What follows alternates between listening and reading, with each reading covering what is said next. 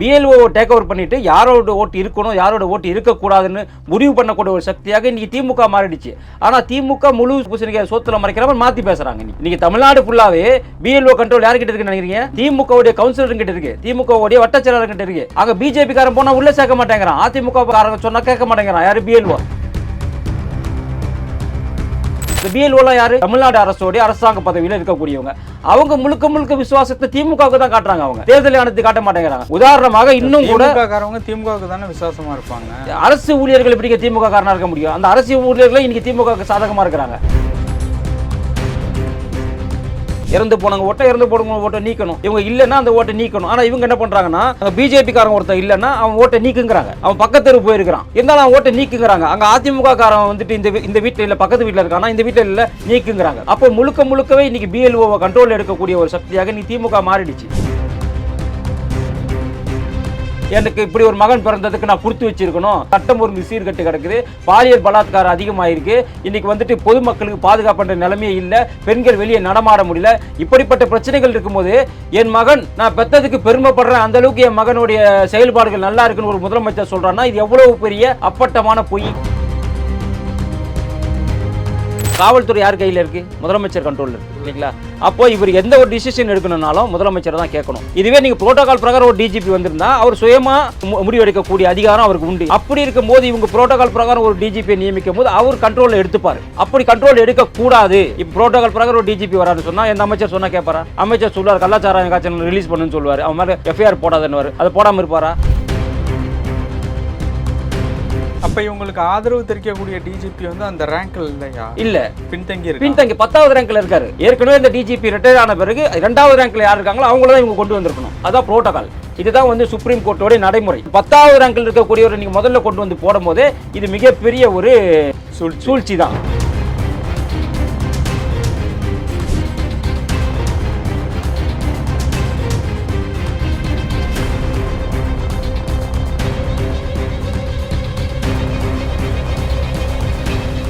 ரியலோ நேயர்களுக்கு வணக்கம். இன்று நம்மளுடைய நேர்காணலுக்கு அரசியல் விமர்சகரான திரு சதீஷ்குமார் அவர்கள் நினைச்சிருக்காங்க. சார் வணக்கம். வணக்கம் சார், எப்படி இருக்கீங்க? நல்லா இருக்கேன் சார்.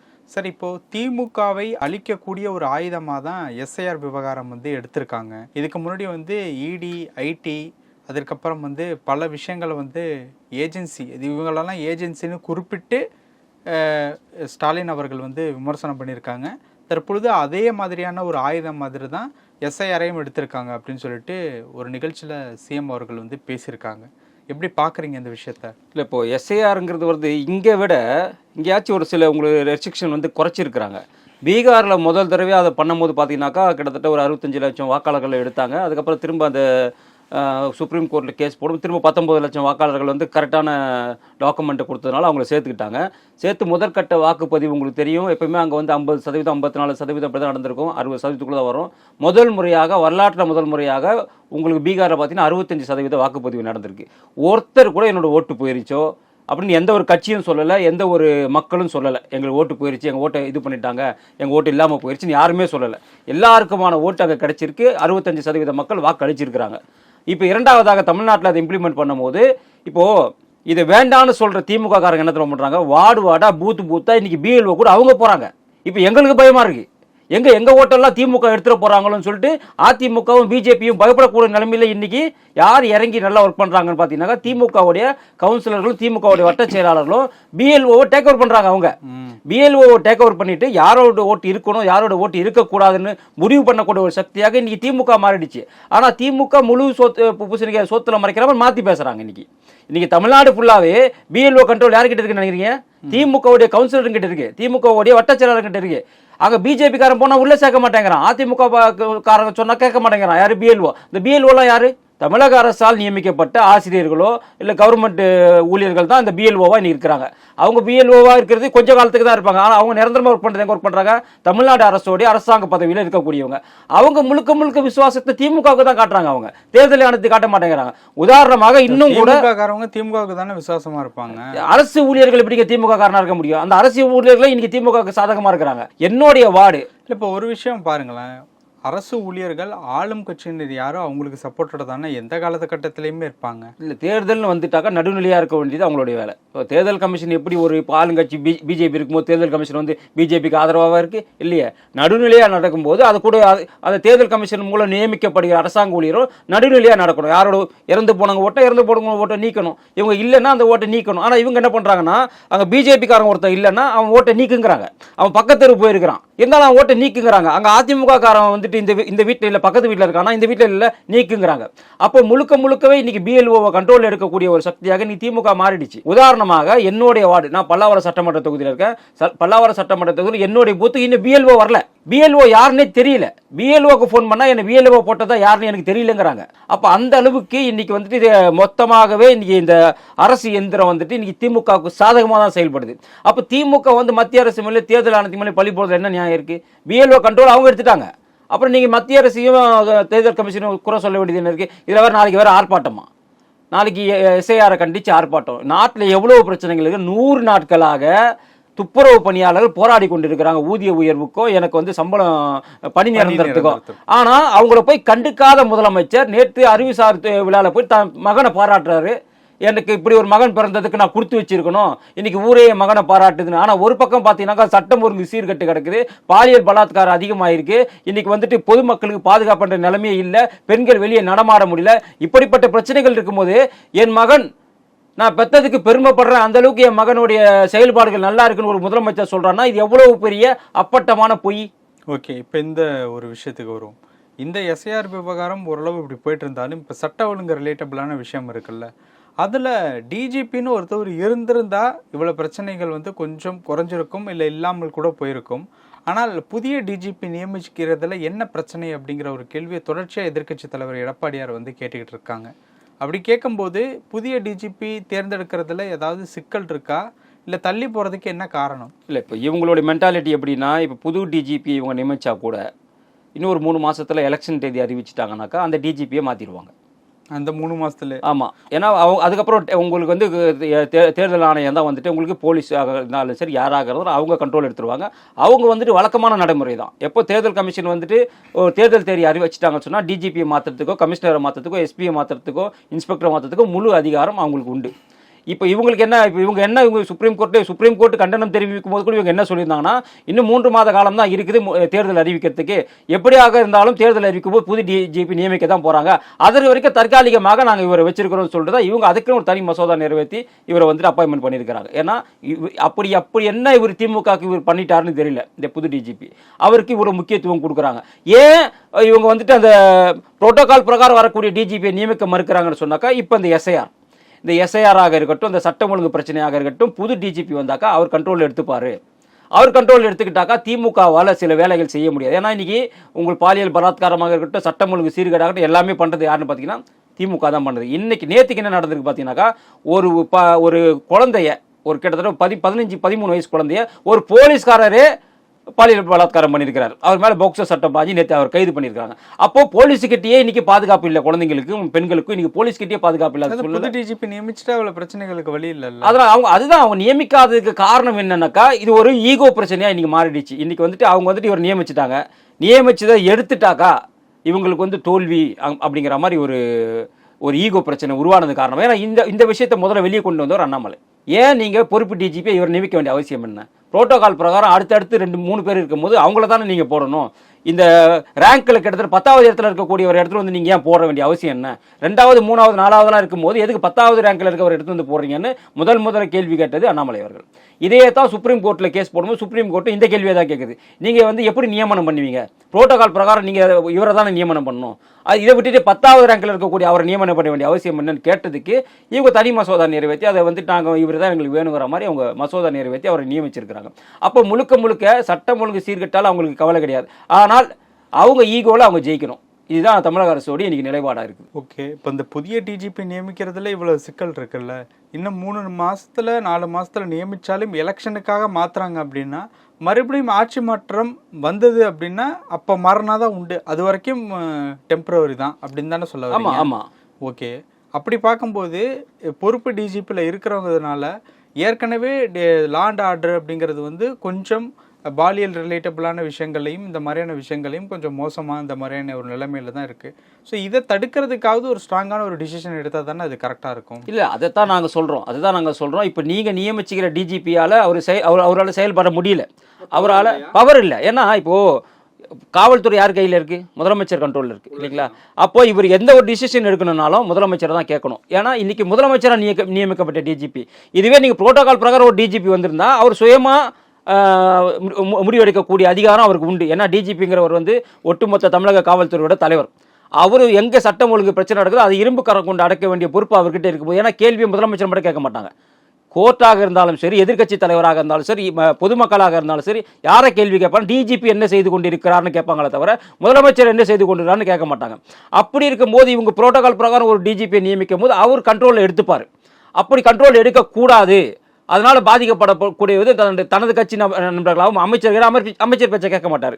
இப்போ புரோட்டோகால் பிரகாரம் ஒரு டிஜிபி வராருன்னு சொன்னால் எந்த அமைச்சர் சொன்னால் கேட்பாரா? அமைச்சர் சொல்லுவார், கள்ளச்சாராயம் காய்ச்சல் ரிலீஸ் பண்ணுன்னு சொல்லுவார். அவன் மேலே எஃப்ஐஆர் போடாதுன்னு அதை போடாமல் இருப்பாரா? போடுவார். அதாவது புரோட்டோகால் பிரகாரம் ஒரு டிஜிபி வந்தா. இப்போ இவர் நியமிக்கப்பட்ட டிஜிபி என்ன பண்ணுவார்? ஏப்பா நீ எஃப்ஐஆர் போட மாட்டாங்க. இப்போ இந்த சிபிஐ கிட்ட கொடுக்கக்கூடாது எதிர்ப்பு தெரிவி. இன்றைக்கி இந்த டிஜிபி வந்ததுக்கப்புறம் தான் என்ன பண்ணியிருக்கிறாங்க? ஆம்ஸ்ட்ராங் கொலை வழக்கு சிபிஐ கிட்ட கொடுக்கக்கூடாது, சிபிஐ விசாரிக்கக்கூடாதுன்னு சொல்லிட்டு இன்றைக்கி ஒரு கோர்ட்டில் வந்து சுப்ரீம் கோர்ட்டில் ஒரு மனு போடுறாங்க. இது எவ்வளோ பெரிய அபத்தம். அப்போ ஆம்ஸ்ட்ராங்காக போராடுன ரஞ்சித்தை இதை பற்றி பேசலை, ஆம்ஸ்ட்ராங்காக போராடின திருமாவளவன் இதை பற்றி பேசலை, ஆம்ஸ்ட்ராங்காக போராடின வெற்றிமாறன் இதை பற்றி பேசலை. ஏன் தமிழக அரசு சிபிஐக்கு ஆம்ஸ்ட்ராங் கொலை வழக்கு சுப்ரீம் கோர்ட் கொடுக்கும்போது ஏன் வேணான்னு மறுக்குதுன்னு ஏன் இவங்கெல்லாம் கேட்கவே இல்லை? அப்போ இவங்களுக்கு ஆதரவு தெரிவிக்கக்கூடிய டிஜிபி வந்து அந்த ரேங்க்ல இல்லையா? இல்லை, பின்தங்கி 10வது ரேங்க்ல இருக்காரு. அதுக்கு ஏற்கனவே இந்த டிஜிபி ரிட்டையர் ஆன பிறகு 2வது ரேங்க்ல யார் இருக்காங்களோ அவங்கள தான் இவங்க கொண்டு வந்திருக்கணும். அதான் புரோட்டோகால். இதுதான் வந்து சுப்ரீம் கோர்ட்டோட நடைமுறை. இதுதான் வந்துட்டு இந்திய அரசோட நடைமுறை. இந்திய அரசு இதுதான் இந்த மாநிலத்துக்கு மட்டும் எல்லா மாநிலத்திலும் டிஜிபி நியமிக்கும் போது அந்த மாநிலத்தில் யார் எந்த ரேங்க்ல இருக்காங்க அவங்கள தான் அடுத்து நியமிக்கணும். அப்படி இருக்கும்போது இவங்க 10வது ரேங்க்ல இருக்கக்கூடியவர் நீங்க முதல்ல கொண்டு வந்து போடும் போதே இது மிகப்பெரிய ஒரு சூழ்ச்சி தான். இது சூழ்ச்சி. தமிழகத்தில் சட்டம் ஒழுங்கு சரியா நடக்கக்கூடாதுங்கிறதுல தமிழக அரசு ரொம்ப, ஏன்னா மாற்றம் பூரா அவன் கட்சிக்காரனாக இருக்கிறான். இங்கே பாலியல் பலாத்காரமாக இருந்தாலும் சரி, ரவுடிசமாக இருந்தாலும் சரி, ஊழலாக இருந்தாலும் சரி, மாற்றவங்க எல்லாருமே அதிகாரிகளும் அவங்க ஆளுங்கிறீங்க. ஆமா, அக்யூஸ்டும் அவங்க ஆளுங்க. ஆமா, நீ தமிழ்நாட்டு வேணாலும் அதனால தானே தமிழ்நாடு இன்னைக்கு சீர்கட்டு கிடக்குது இன்னைக்கு. ஏன்னா தமிழக அரசு காவல்துறை அவங்களுடைய கையில இல்ல, பவர் அவங்க கையில இல்ல. பவர் மொத்தமும் குறுநிலை மன்னர்களான அமைச்சர்கிட்ட இருக்கும்போது அவங்க என்ன பண்ணுவாங்க? அப்ப அமைச்சர் சொல்றதா டிஜிபி கேட்பாரு, டிஜிபி சொல்றதா அமைச்சர் கேட்க முடியாது, கேட்கவும் மாட்டாரு. அதுக்கு தானே உங்களுக்கு இந்த பொறுப்பு டிஜியை போட்டிருக்காங்க. பொறுப்பு டிஜிபி எதுக்கு போட்டிருக்காங்க? அமைச்சர் சொல்றதை கேட்கணும், முதலமைச்சர் சொல்றதை கேட்கணும். தன்னிச்சையா நீ முடிவு எடுக்கக்கூடாது, சட்டம் ஒழுங்கு சரியா இருக்கக்கூடாது, ஏதாச்சும் ஒரு பிரச்சனை நடந்துட்டு இருக்கணுங்கிற ஒரு எண்ணம் கூட இருக்கலாம். ஓகே, இன்னொரு விஷயம் வந்து எத்தனை முனை போட்டி வந்தாலும் 7வது முறையாக திமுக ஆட்சி அமைக்கும் அப்படிங்கிற மாதிரி முதல்வர் அவர்கள் வந்து பேசியிருக்காங்க. இது வந்து தொண்டர்களை உற்சாகப்படுத்துறதுக்கா இல்லை வேற ஏதாவது காரணங்களா? அப்புறம் எதுக்கு எஸ்ஐஆர் பார்த்து பயப்படுறீங்க? 7வது முறையாக நீங்க தான் ஆட்சி அமைக்க போறீங்க, உறுதியா சொல்லிட்டீங்க. எல்லா மாவட்ட செயலர்கிட்ட என்ன சொல்லிட்டீங்க? திருநெல்வேலி போயிருந்தா சமீபத்தில், இங்க எம்எல்ஏ தோத்துட்டாக்கா உங்களுடைய மாவட்ட செயலர் பதவி பறிக்கப்படும். தமிழ்நாடு ஃபுல்லாவே இப்படிதான், யார் தோத்தாலுமே அவங்களோட பதவி பறிக்கப்படும். அப்போ தாங்க தான் ஜெயிக்க போறோம்னு சொன்னா இந்த வார்த்தை ஏன் வருது? அப்போ பயந்து கிடக்கிறாரு யாரு? திமுகவுடைய தலைவர் முழுக்க நம்ம தோல்வி உறுதிங்கிறதுல அவர் ரொம்ப தெளிவாயிருச்சு. அதனால தான் இன்னைக்கு போற இடத்துலலாம் நாம தோத்தா பதவியிலிருந்து எடுத்து என்னைக்காவது முக ஸ்டாலினோ அல்லது முக ஸ்டாலின் தந்தையோ இப்படி பேசி நீங்க பார்த்துருக்கீங்களா? இவங்க முதல்ல பிஎல்ஏ கூட்டம் போட்டதே கிடையாதுங்க. இவங்க பிஎல்ஏ ஒரு பயிற்சி அரங்கமாக ஒரு பயிற்சி கூட்டம் போட்டதே கிடையாது. கலைஞர் இருந்த வரைக்கும், கலைஞர் கருணாநிதி இருந்த வரைக்கும் பிஎல்ஏ பயிலரங்கம் நடந்ததே கிடையாது. ஆனால் இன்னைக்கு பிஎல்ஏ பயிலரங்கம் நடக்குது. எல்லாமே இன்னைக்கு ஒரு வேற மாதிரி இன்னைக்கு மாறிட்டு போயிட்டு இருக்கு திமுகவோட. ஏன்னா பயத்தின் காரணமாக இன்னைக்கு விஜயை பற்றியும் பேசுகிறாங்க, அண்ணாமலையை பற்றி பேசுகிறாங்க. இவங்க 2 பேரும் தான் என்னுடைய சிம்ம சொப்பனமாக இருக்கக்கூடிய நபர்களாக இருக்கிறாங்கன்றது இன்னைக்கு எல்லாருக்குமே தெரிஞ்சு போயிடுச்சு. அப்போது இவ்வளவு பயம் இருக்கக்கூடிய திமுக, அதனால தான் ஒவ்வொரு மாவட்ட செயலாளர்கள் கூட்டம் இன்னைக்கு திமுகவுடைய மாவட்ட செயலாளர் கூட்டம் நடக்குது. அந்த கூட்டத்தில் இவர் என்ன பேசுவாருன்னா, நாம் குறிப்பிட்ட தொகுதிகள் ஜெயிக்கலன்னு சொன்னாக்கா உங்களுடைய பதவி காலியாகும். அப்போ ஏற்கனவே உங்களுக்கு தெரியும், இந்த பதவி இருந்தால் தான் மாவட்ட செயலராக இருந்தாலும் சரி, அமைச்சர்களாக இருந்தாலும் சம்பாதிக்க முடியும். அப்படி இருக்கும்போது அவன் சம்பாதிச்ச பணத்தை எப்படியாச்சும் கொட்டி ஜெயிக்கணும்னு தான் பார்ப்பான், எப்படியாச்சும் மக்களுக்கு பணத்தை கொடுத்து ஜெயிக்கணும் தான் பார்ப்பான். அதனால தான் இன்றைக்கி எஸ்ஐஆர் வேண்டாம் என்று சொல்லிட்டு இன்றைக்கி எஸ்ஆர் பின்னாடி ஓடுறாங்க. உதாரணமாக தெரிஞ்சுங்க, 8 கோடி மக்கள் தொகை தமிழ்நாட்டில். ஆனால் வாக்காளர் எவ்வளோ பேர் இருக்கான்? 6.5 கோடி பேர் இருக்கான். அப்போ 1.5 கோடி பேர் தான் 18 வயசு கீழே இருக்கிறவர் இருக்கானா? இதை நம்ப முடியுமா? சொல்லுங்கள். இதை நம்ப முடியுமா? அப்போ அதுக்காக தான் எஸ்ஐஆரை கொண்டு வராங்க. அப்போ போலியான வாக்காளர்கள் இங்கே நிறைய பேர் இருக்கிறாங்க. ஏன்னா 6.5 கோடி வாக்காளர்கள் இருக்கும்போது 8.5 கோடி மக்களில் 6.5 கோடி வாக்காளர் இருக்காங்கன்னா இது யாருமே நம்ப முடியாது. ஒரு சாமானியன் கூட இதை நம்ப முடியாதுங்க. 1.5 கோடி பேர் தான் அப்போ 18 வயசு கீழே இருக்காங்க இங்கே, குழந்தைங்கள்லாம் இருக்காங்களா? அப்படி இருக்கும்போது இந்த எஸ்ஐஆருங்கிறது எவ்வளோ முக்கியத்துவம் வாய்ந்தது. அப்போ இந்த எஸ்ஐஆர் முடியும் போது தெரியும் எவ்வளோ போலி வாக்காளர்கள் இருக்கிறாங்க அப்படின்னு. உங்களுக்கு கேரளாவில் பக்கத்தில் கேரளாவில் தெரியும், உங்களுக்கு 3.5 கோடி தான் மக்கள் தொகை. ஆனால் ஆதார் கார்டு 4 கோடி பேர் கொடுத்துருக்குறான். 50 லட்சம் பேர் எக்ஸ்ட்ரா கொடுத்துருக்காங்க. எப்படி கொடுப்ப நீ? எங்கேருந்து கொடுப்ப? எப்படி கொடுக்க முடியுது? நான் 3.5 கோடி மக்கள் தொகை வைத்திருக்கக்கூடிய கேரளாவில் நீ 4 கோடி பேருக்கு நீ ஆதார் கார்டு கொடுத்துருக்கிறன்னா அப்போ அங்கே எஸ்ஐஆரை கொண்டு வந்தால் அங்கே எவ்வளோ பெரிய போலி வாக்காளர்கள் அங்கே இருந்திருப்பாங்க, எவ்வளோ ஊடுருவல்கள் அங்கே இருந்திருப்பாங்க. அதனால தான் இன்னைக்கு மேற்கு வங்கத்திலும் அதே தான். மேற்கு வங்கத்தில் அப்பட்டமாகவே 40 லட்சம் ரோஹிங்கியா முஸ்லீம்களுக்கு அவங்க வாக்குரிமை கொடுத்துருக்காங்க. அப்போ அடுத்த கட்டமாக அங்கேயும் இது எஸ்ஐஆர் நடக்க போகுது அவங்க. ஆனால் எஸ்ஐஆர் அங்கே என்ன சொல்கிறாங்க, நாங்கள் எஸ்ஐஆர் இங்கே அனுமதிக்கவே மாட்டோம்னு மேற்கு வங்கத்தில் சொல்கிறாங்க. அது மாதிரி சொல்லவே முடியாது யாருமே. ஓகே, இந்தியன் கான்ஸ்டியூஷன் பிரகாரம், இந்திய அரசியலமைப்பு சட்ட பிரகாரம் தேர்தல் கமிஷன் ஒரு நடவடிக்கை இருக்கும்போது அதை தடுப்பதற்கு எந்த மாநில அரசுக்கும் அதிகாரம் கிடையாது. இப்போ இவங்க கூட சுப்ரீம் கோர்ட்டில் கேஸ் போட்டிருக்காங்க. 11ஆம் தேதி அதை வந்து சுப்ரீம் கோர்ட்டு கேஸ் எடுத்துக்கிறதா சொல்லியிருக்காங்க. சொன்னாலும் ஏற்கனவே உங்களுக்கு பீகாருக்கே தடை விதிக்கல, பீகார்லேயே எஸ்ஐஆருக்கு தடை விதிக்கல, சில மாற்றங்கள் செய்ய சொன்னாங்க. அந்த மாற்றங்கள் இங்கே செஞ்சுட்டாங்க. அப்படி இருக்கும்போது இந்த கேஸும் தள்ளுபடி தான் செய்யப்படுமே தவிர தேர்தல் கமிஷனுக்கு எதிராக சுப்ரீம் கோர்ட் ஒரு நாளும் செயல்பட. ஏன்னா தேர்தல் கமிஷன் தனி ஆர்கனைசேஷன்.